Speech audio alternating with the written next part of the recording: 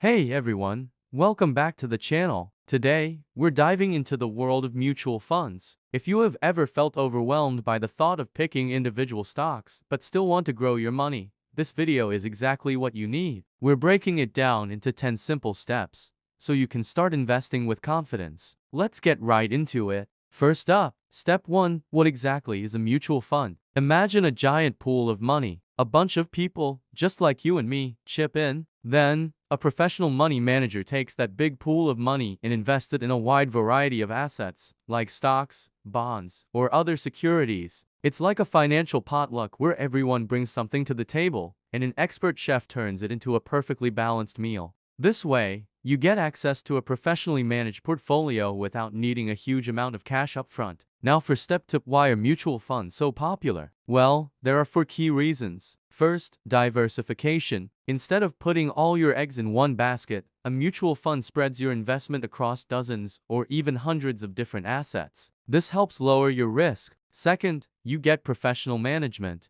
These are experts whose full-time job is to research and manage investments, so you don't have to. Third is accessibility. You can often start investing with as little as a few dollars. And finally, convenience. Many funds offer features like automatic investing, which makes it incredibly easy to build wealth consistently over time. Moving on to step 3, let's talk about the different types of mutual funds. There are several categories, each with its own purpose. Equity funds primarily invest in stocks. They have higher growth potential, but also come with higher risk. Then you have debt funds, which invest in bonds and government securities. These are generally lower risk and provide more stable, moderate returns. Hybrid funds are a mix of both stocks and bonds, offering a balanced approach to risk and reward. Index funds are a popular choice. They simply aim to track a market index, like the S&P 500. And finally, there are sector funds, which focus on specific industries like technology or healthcare. The right one for you really depends on your goals. Which brings us to step 4, identify your financial goals. Before you even think about picking a fund,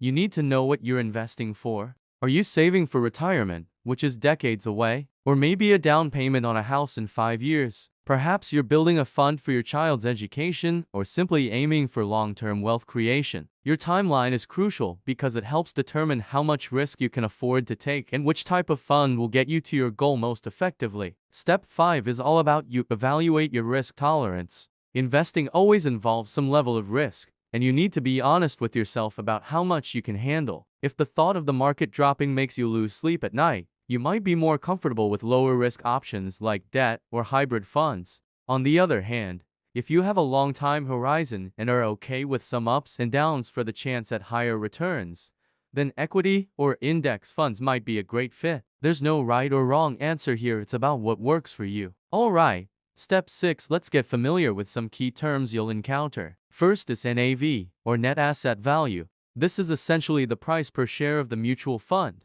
calculated at the end of each trading day. Next is the expense ratio. This is the annual fee the fund company charges to manage your money. A lower expense ratio is almost always better, as it means more of your money stays invested and working for you. You'll also see which stands for assets under management. This tells you the total value of all the money invested in that fund. Lastly, be aware of load fees. Some funds charge a commission when you buy or sell shares. Whenever possible, look for no-load funds to avoid these extra costs. Step 7. Check the fund's past performance. While past performance is no guarantee of future results, it's still a valuable piece of the puzzle. Look at how a fund has performed over the last 3, 5, and 10 years. Has it been consistent? How did it hold up during market downturns? This helps you understand the fund's behavior and whether the management team has a steady hand. Compare its performance to similar funds and its benchmark index to see if it's delivering value. This leads us to step 8, choose a good fund manager.